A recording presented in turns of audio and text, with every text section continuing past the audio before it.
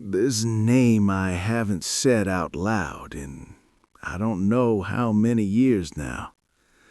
I try sometimes, in the morning, when the house is still and there's nothing to distract me from my own thoughts.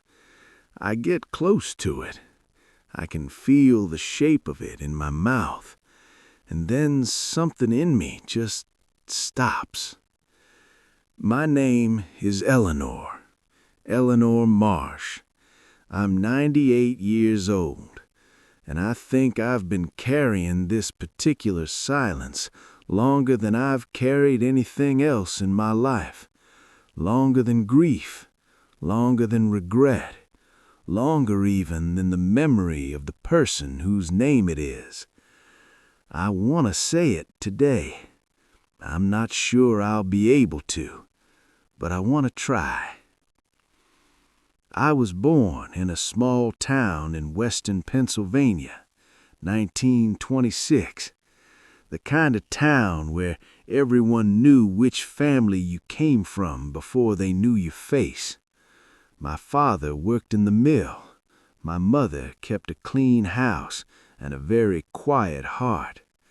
We didn't talk about feelings in that house. We didn't talk about much, really. You felt things and then you folded them up and you put them somewhere and you got on with the day. I think I was very good at that folding. I married at 23, a decent man, Walter.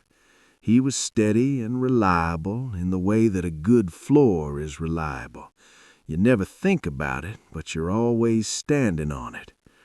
We had 2 children, a boy, Raymond, who lives in Oregon now and calls on Sundays, a girl, Diane, who passed in 2011, pancreatic cancer, 4 months from diagnosis to the end. I don't talk about Diane very much either. There's a lot I don't talk about. But this name, this one is different. The others I keep quiet out of habit, or pain, or because nobody left alive would understand the context. But this name, I keep quiet because I'm ashamed. Not of the person, never of the person. I'm ashamed of myself, of what I did, and more than that, of what I didn't do, of the years I let pass, of the morning I made a decision I told myself was practical and sensible and right. And somewhere underneath all of that, I knew even then that I was lying to myself. I've known a lot of things too late in this life, but this one I knew at the time. That's the part that sits with me now. Her name was Frances. There. I got close. Frances Dolan. We met in the autumn of 1947. I was 21. She was 23. I had just started working at the telephone exchange in town, and Frances had been there 2 years already. She trained me. She had this way of explaining things without making you feel small for not knowing them. A patience that wasn't performative. It was just how she was. We became friends immediately, the kind of friends that happen fast and feel inevitable, like you'd simply been waiting to find each other. We ate lunch together every day. We wrote letters on weekends, even though we only lived 12 blocks apart, because we both liked writing, and neither of us had anyone else to write to who would really understand what we were trying to say. I had never had a friend like that before. I haven't had one since. In those days, you didn't examine things too closely. You didn't ask yourself certain questions, or if the questions came, you learned very quickly to fold them up and put them somewhere and get on with the day. I think I was very good at that folding. Frances was different from me in that way. She was quieter about it, but she didn't fold as neatly. There was something in her that refused to be entirely put away. I admired it, and it frightened me in equal measure. She read books I'd never heard of. She had opinions she stated plainly, without apology. She laughed in a way that didn't ask for anyone's permission. I think I loved her.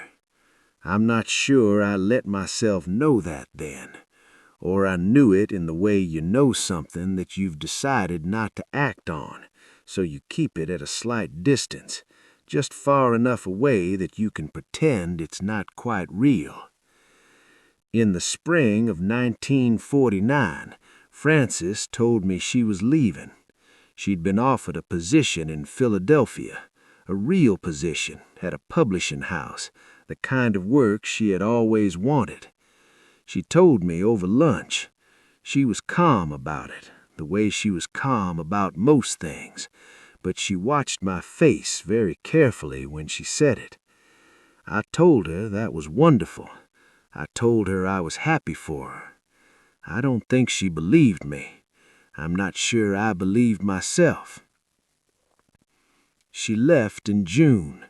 We wrote letters for about a year. Hers were long and detailed, full of the new city, the work, the people she was meeting. Mine became shorter. I'm not sure why. I told myself I was busy. Walter and I were engaged by then. There were things to organize, a life to build in the shape everyone expected. The letters slowed, then they stopped. I told myself that was natural, that friendships had seasons, that people moved on. I was lying to myself again. About 15 years later, this would have been 1964, I was visiting my cousin in Pittsburgh, and I saw Frances's name in a small literary magazine. She'd written an essay, just a short piece, a few pages, about memory and what we choose to keep. I read it standing in my cousin's kitchen, and I couldn't move for a long time afterwards. She wrote about a friend she'd lost. She didn't use my name, but I knew. She wrote about the particular silence that falls between two people who understood each other and then, for reasons that were never spoken, stopped speaking. She wrote that it was the kind of silence you could live inside for years without realizing it was a choice. I put the magazine down. I went back to the living room. My cousin asked if I wanted more coffee. I said yes. I didn't write to Frances. I didn't try to find her. I folded it up. I put it somewhere. I got on with the day. I think about that magazine sometimes, more now than I used to. The way it felt in my hands, the particular weight of recognizing yourself in something someone else wrote and knowing they wrote it because you were gone.